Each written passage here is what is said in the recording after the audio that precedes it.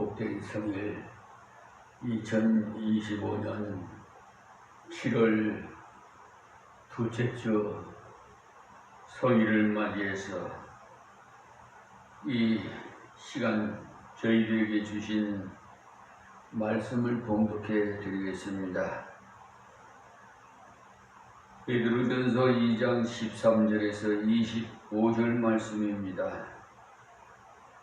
베드로전서 2장 13절에서 25절 말씀입니다.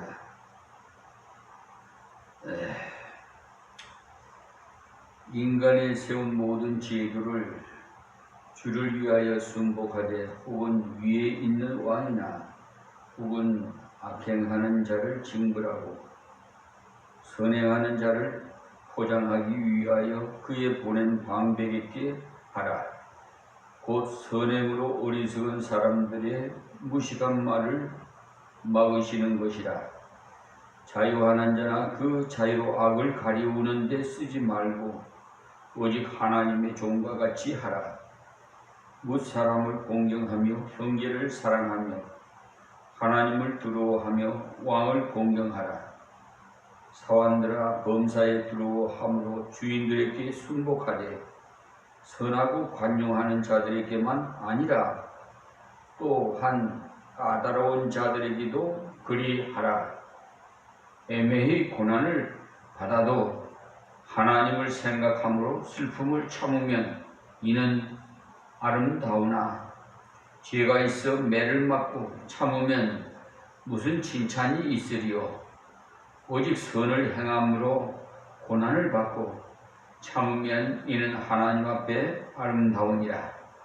이를 위하여 너희가 부르심을 입었으니 그리스도도 너희를 위하여 고난을 받으사 너희에게 본을 끼쳐 그 자취를 따라오게 하려 하셨느니라. 저는 죄를 범치 아니하시고 그 입에 괴사도 없으시며 욕을 받으시되 대신 욕하지 아니하시고 고난을 받으시되 위협하지 아니하시고 오직 공의로 심판하시는 자에게 부탁하시며 친히 나무에 달려 그 몸으로 우리 죄를 담당하셨으니 이는 우리로 죄에 대하여 죽고 의에 대하여 살게 하려 하심이라. 저가 채찍에 맞음으로 너희는 나음을 얻었나니 너희가 전에는 양과 같이 길을 잃었더니 이제는 너희 영혼의 목자와 감독 되신 이에게 돌아왔느니라. 아멘. 오늘 이 말씀을 통해서 법을 지킵시다 라는 제목으로 말씀을 드리겠습니다. 이번 주간은 제헌절 77주년을 맞이하게 됩니다. 오늘이 13일이니까 한 3, 4일 후가 17일이 되겠죠. 그래서 법을 지키자라고 제목을 붙여봤습니다.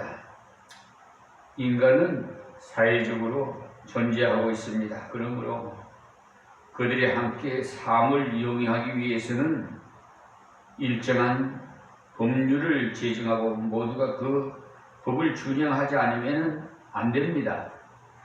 이러한 원리가 우리 주위에서 얼마든지 찾아볼 수가 있는데, 예를 들어서 운동 경기를 든다면 모든 운동 경기는 나름대로의 그 규칙이 정해져 있고 모든 사회와 국가, 나아가서 글로벌 시대이기 때문에 국가끼리에도 규약이 정해져 있어요.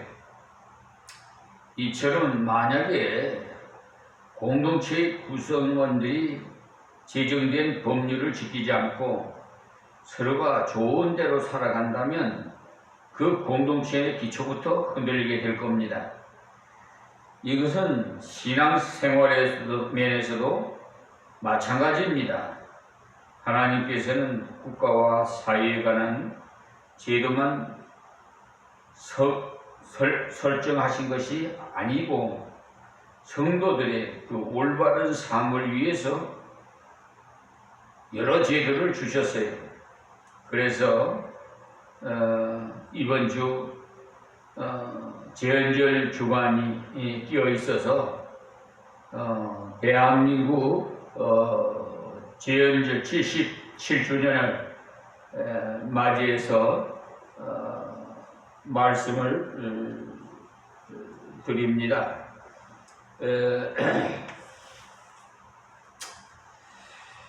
우리나라가 그러니까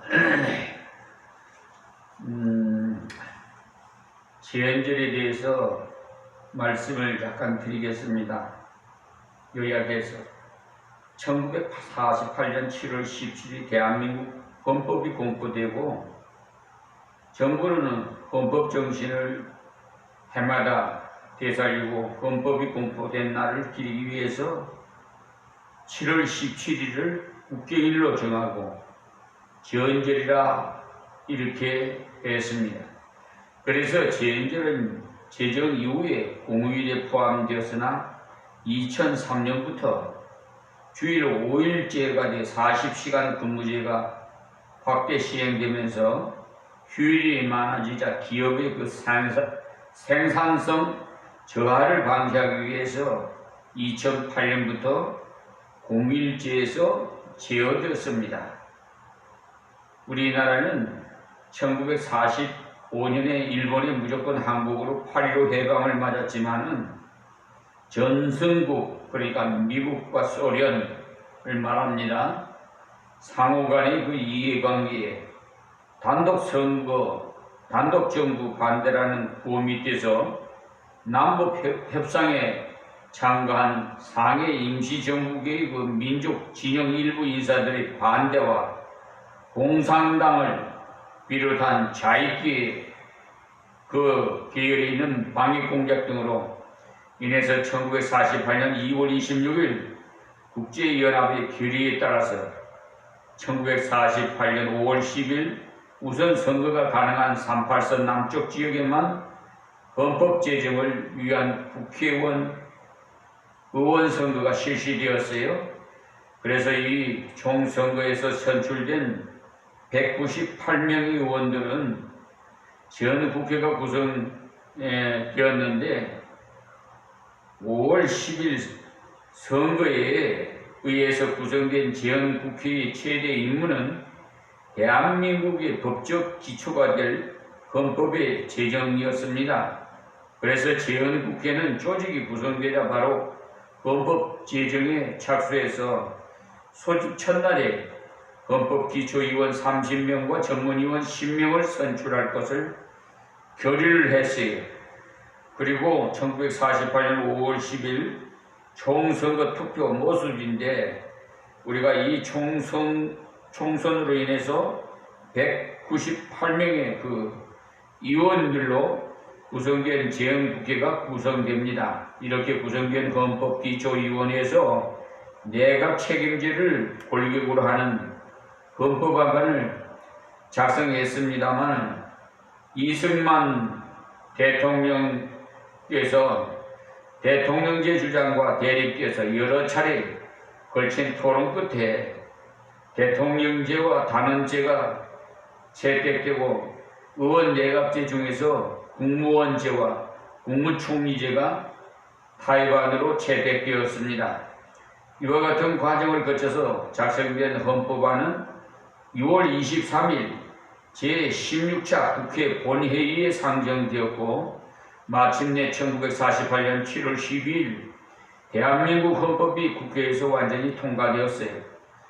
이렇게 제정된 헌법을 7월 17일 오전 10시에 국회의사당에서 의장이신 이승만 대통령이 서명한 후에 공포되었는데 이에 정부는 헌법이 명시하는 헌법 정신을 해마다 되살리고 헌법이 공포된 날을 기리기 위해서 7월 17일을 국경일로 정하고 이날을 제헌절이라 했습니다.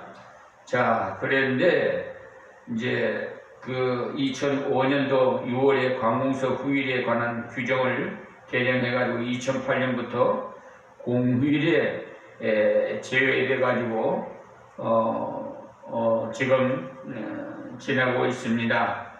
자, 그러면은 본문으로 들어가서요. 우리가 법을 지키려면 어떻게 해야 되냐? 첫째, 하나님께서 양심의 법을 지키라 하시.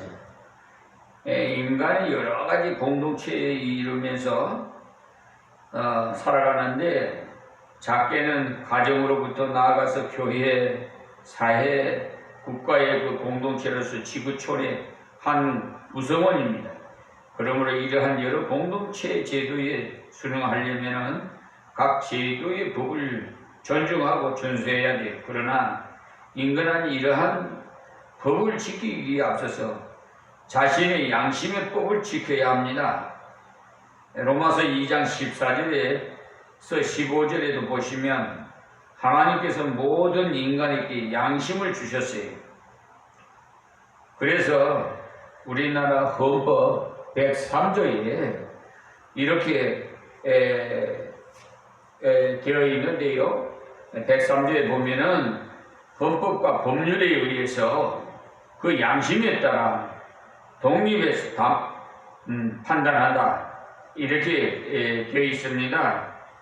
그래서 이번 제가 7월 3일 날 며칠 안 됐죠.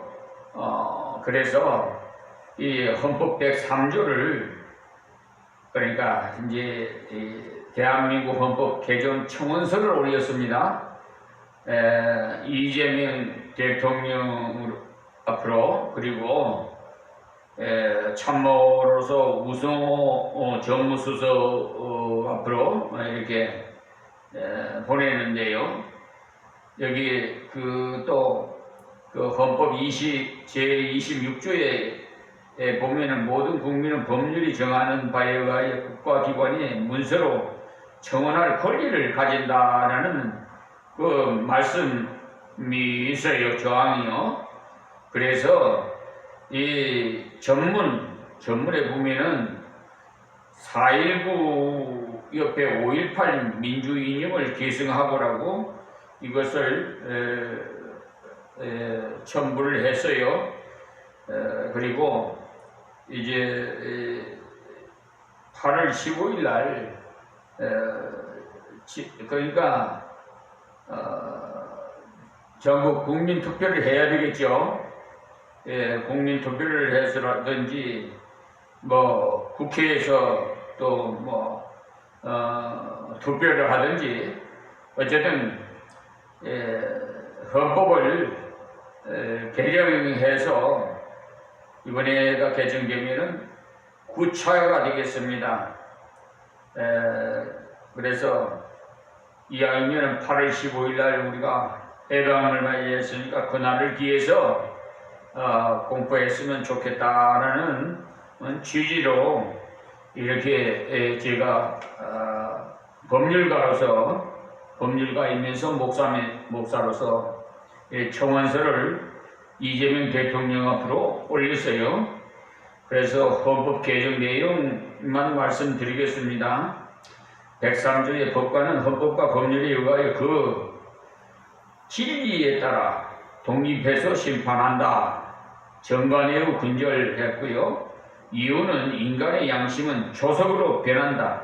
그러나 진리는 변하지 않는다라는 토를 달았습니다. 그리고 헌법 제7조에 보면 공무원은 국민 전체에 대한 봉사자이며 직무상 국민에게 과실로 피해가 발생 불이익이 있다면 손해배상 책임과 동시에 파면한다. 이렇게 개정안을 마련해서 올렸습니다. 그리고 제29조에 보면 헌법 제29조에 보면 제1항에 공무원이 직무상 불법 행위로 손해를 받은 국민은 법률이 정하는 바에 의하여 국가 또는 공공단체에 정당한 배상을 청구할 수 있다. 이 경우에 공무원 자신의 책임은 면제되지 아니한다. 이것이 기존으로 되어 있던 것을 제가 추가로 국가배상법 제2조에 의한 손해배상 청구 소송이 명백할 경우 30일 내로 즉결심판에서 청구인 선서로 종결한다. 이러고 공포시 시행이라고 이렇게 했습니다. 그런데 국민이 주인이라면은 헌법 제103조와 헌법 제106조는 상치되므로 106조를 삭제해야 합니다. 106조는요, 헌법 제106조 때문에 사회 부작위가 발생해가지고 평등, 정의, 자유, 대법관 선거권이 무색할 정도가 돼서 국민으로부터 사법부의 그 신뢰를 받지 못하는 현 실정입니다.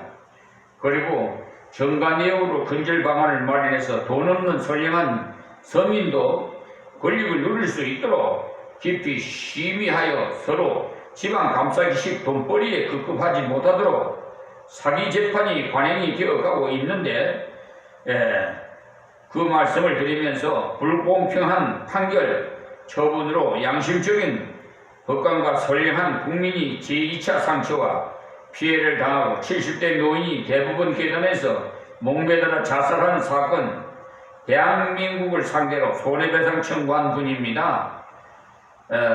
수년 전에 이제 국민이 이 나라의 주인답게 위임받은 특정직 공무원들을 다스려서 비위가 발생하면 즉시 파면시킬 수 있도록 해야 공무원이 국민을 위해서 정직하게 직무를 충실하게 할 수가 있기 때문에 이랬습니다 라고 했어요. 그동안 기득권 세력들이 이 나라 주인 행세를 했어요. 말로만 이 나라 주인은 국민이라고 하는 말씀은 이제 그만 들었으면 좋겠습니다 라고 했고요. 그리고 첨부 서류에 보면은 국민을 바보로 취급하고 우롱하고 능멸하는, 심지어 대부분 나의 사건 검색창에 사건 번호와 소송인 이름을 기재하면 사건 기록이 이렇게 나오는데, 그것마저도 대부분 2025 카경 7 이송 결정 경정 판결 기록을 삭제해 버리고 대부분 2025 제마 124 이송으로 보정명령을 하여 사건을 검색하니 대부분 2025 카경 7 이송 결정 경정 기록을 삭제해버리고 대신 재심 신청도 안 했는데 대부분 2025 제마 124 이송으로 국민을 속이니 사기꾼들이 사법부 법관과 변호사 정관예우로 술책을 부리다가 청원인 김종선 변호사 예수님에게 딱 걸렸어요. 즉시 출력해 놓았으니 망정이지 변명의 여지가 없게 됐지요. 지금도 대법관이라고 그 자리에서 헬스를 받고 있으니 참담합니다. 우리 경남 하동의 하동초등학교 동문인 문영배 헌법재판관께서 어느 대담에서 성경의 솔로몬의 그 명언을 들어가지고 시간이 지나가면 다 해결된다는 말씀에 동감하면서 21대 대통령은 하나님께서 세워주셨기에 국민의 이 억울한 한이 풀어질 날이 올 줄 믿습니다. 그러니까 이렇게 법관 징계 청구서를 제출했는데도 이 법관 15명입니다. 그런데 이 법관 징계법의 그 목적을 한번 살펴보면 제1조가 이 법을 법관의 징계에 관한 사항을 규정함을 목적으로 한다 하고 제2조에 보면 징계 사유, 법관에 대한 징계 사유는 다음 각호와 같다. 1번, 그러니까 1호, 법관이 직무상 의무를 위반하거나 직무를 게을리한 경우, 또 2호, 법관이 그 품위를 손상하거나 법원의 위신을 떨어뜨린 경우에 이런 자가 바로 그 징계법 제4조에서 법관 징계위원회를 법관에 대한 징계 사건을 심의 결정하기 위해서 대법원의 법관 징계위원회를 둬서 제2항에 보면 위원회는 위원장 1명과 위원 6명으로 구성하고 예비위원 3명을 둔다라고 되어 있어요. 그래서 여기 제5장에도 보면 위원장 및 위원에서 쭉 나와 있는데요. 그런 분들은 변호사, 법학교에서 그 밖에 학식과 경험이 풍부한 사람 뭐 등등 이렇게 되어 있습니다. 그리고 6조에 보면 위원회 간사를 말해놓고요. 위원회 간사는 법관 중에서 대법원장이 임명합니다. 그리고 7조에 보면 징계 청구와 징계 심의 개시를 되어 있는데 제1항을 보면은 위원회의 징계 심의는 다음 각 호의 사람이 징계 청구에 의하여 개시한다 그랬어요. 그러니까 대법원장, 대법관, 해당 법관에 대하여 법원 조직법에 따라 사법, 행정, 사무에 관한 감독권을 가지는 법원 행정처장, 사법부 연수원장, 각급 법원장, 법원 도서관장, 그리고 1항에 따른 청구권자는 해당 법관에게 징계 사유가 있다고 인정될 때에는 그에 관하여 조사할 수가 있다. 그리고 3항에 보면 징계 청구권자는 제2항에 따라 조사한 결과 제2조 각 호의 어느 하나에 해당된다고 인정할 때에는 징계를 청구하여야 한다라고 되어 있어요. 그리고 4항에 보면 징계 청구를 위원회에 서면으로 제출하는 방식으로 한다. 이렇게 위 징계위원회 징계권자는 바로 대법원장, 대법관, 대법원 행정처장 등등인데 이것을 핑계를 대가지고 대법원 그러니까 법관 진건위원회를 처리해서 부합한데 답답해서 제가 2025년 7월 3일과 4일에 두 차례에 걸쳐서 대법원 02-3480-7646 윤리감독실의 박정수와 대화를 한 결과 재판 문제는 취급하지 않는다는 답변으로 행정처장에게 보고가 되느냐 했더니 거기까지 못 가고 중간에서 결정한 경우가 많다고 들었어요. 그러니까 완전히 조직만 이렇게 그럴듯하게 해놨지만은 사실은 법관 징계 청구서를 제출해도 그러니까 대법원장까지 그러니까 행정처장까지도 안 올라가고 중간에서 어떻게 됐는지 모르겠습니다만은 이건 직무유기입니다. 그래서 이분들을 대법원 조희제 대법원장을 비롯해서 모든 관련 대법원 행정처장 천대엽씨였죠. 또 그에 또 관련된 모든 공무원들을 직무유기로 고발할 예정입니다. 그런데 여기서 기회를 한 번 더 줬어요. 즉시 대법원에다가 보냈습니다.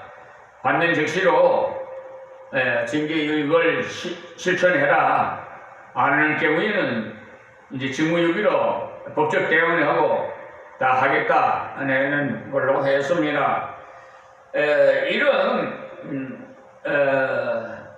사명을 하나님으로부터 받아가지고 이 종은 법률가이면서 목사예요. 한 손에 성경을 한 손에 법전을 해서 빛과 소금의 역할인 불의와의 전쟁을 하고 있습니다. 지금 우리나라 사법부 법관 판검사들이 이게 지방감사기실이고 정관의 어로 리베이트라고 이 뒷거래질을 해가지고 아니 그러면 그런 일이 없어요. 돈 많은 사람 변호사 사가지고 하면 흙을 100으로 지금 헌법 103조 그 법 위에서 군림해요. 법관들이, 판사들이. 그래서 그것이 딱 걸렸어요. 그래서 이렇게 헌법 103조를 개정하도록 이렇게 주로 개정안을 말씀드렸듯이 했습니다. 그래서 이게 양심이 조성을 버려요. 그리고 이 진리로 진리로 대신 양심을 진리로 바꾸게 했습니다. 그래서 정말 정직한다면은 그렇게 진리라고 안 바꿔도 되는데 지금 이 공중 권세를 잡은 마귀 사탄들이 이렇게 이 나라 민족을 전부 이렇게 불공평하게 이렇게 역행을 하고 있어요. 하나님 법은 평등하고 평화를 원하고 질서의 하나님이시고, 그러니까 선동이나 저런 난동을 벌리지 않아요. 정광훈 목사 하나님 꼼짝만 내 손에 주고 뭐 이런 식으로. 또 원론 목사도 그렇고 하여튼 유명 인사도 그렇고 이때 마지막 때는요 이렇게 이 마귀 사탄들도요 고도로 이렇게 고수가 돼가지고 이제는 뭐 쫄갱이들을 미혹하는 게 아니고 아주 유명 인사 고등 그런 원로 목사나 이런 대형교회의 유명한 목사들을 미혹해가지고 이렇게 진리를 혼란스럽게 만들고 있어요. 여러분이 6개월 동안 지난 6개월 동안 적어 보셨지만은 뭐 저 누구라고 다 말씀 안 드리겠습니다만 하여튼 왜 개신교가 거기에 개입했는지 그거를 짐작해 보시면 알 겁니다.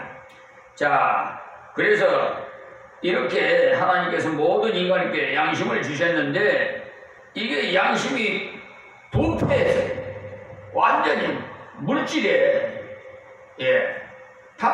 탐심 우상이라고 했어요. 물질의 우상이 돼가지고 돈만 준다면 그냥 흙을 백을 흙으로 바꾸는 이런 시대 아마 여러분이 동감 갈 겁니다.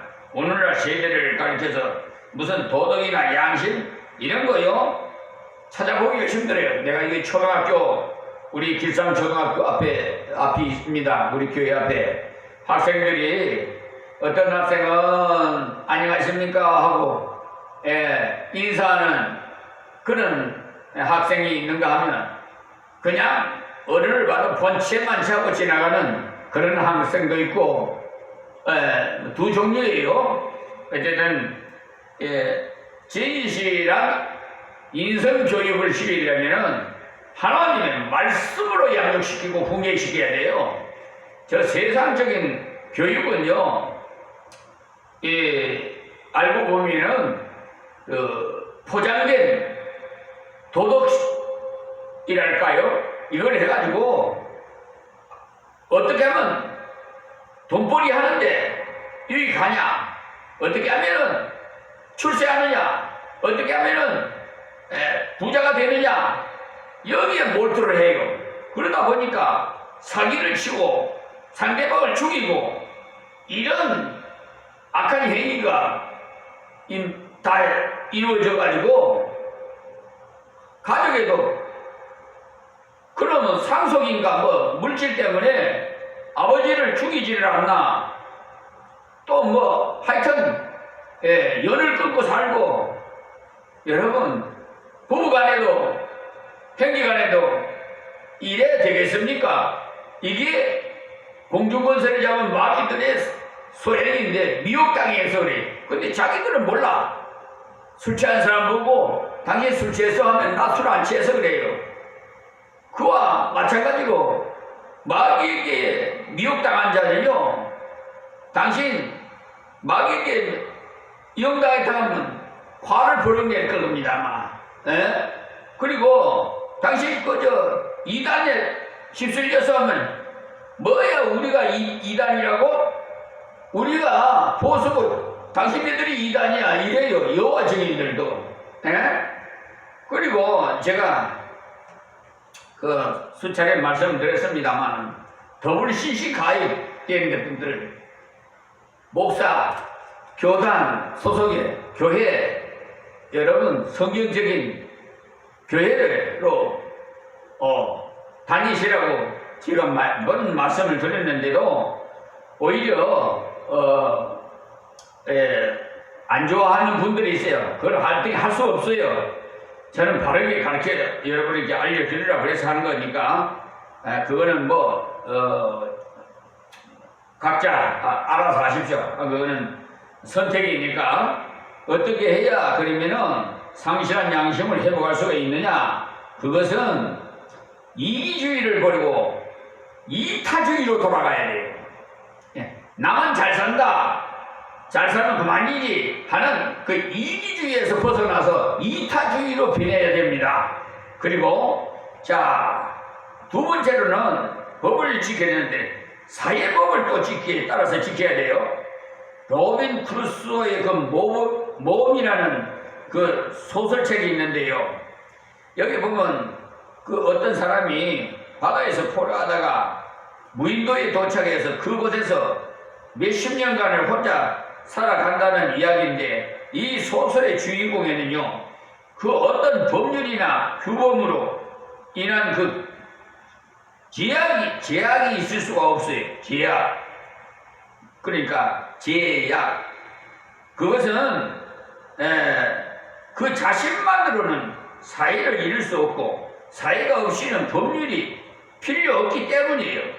그런데 대부분의 사람들은 각 집단마다 있는 법률을 구성원에 대한 멍해나 그 속박의 수단으로 생각을 해요. 그래서 어떤 사람들은 국가가 제정한 헌법을 어기거나 사회의 규범을 무시하기도 하는데 이러한 사람들은요 노예의 속성을 가지고 있다고 봐야 합니다.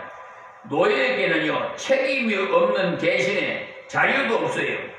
그러나 자유인에게는요 자유가 있는 대신에 책임이 따라요. 디모데전서 6장 1절에서 2절 말씀 보십시오. 성숙한 사회인일수록 자신에 대한 책임을 속박이라 생각하지 말고 자유인에 대한 특권이라고 생각해야 합니다.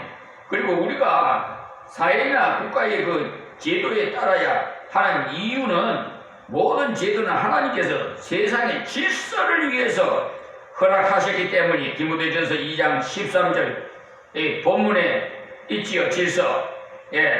하나님은 질서와 하나님이시여. 질서의 하나님이 또한 하나님께서 인간들 스스로가 서로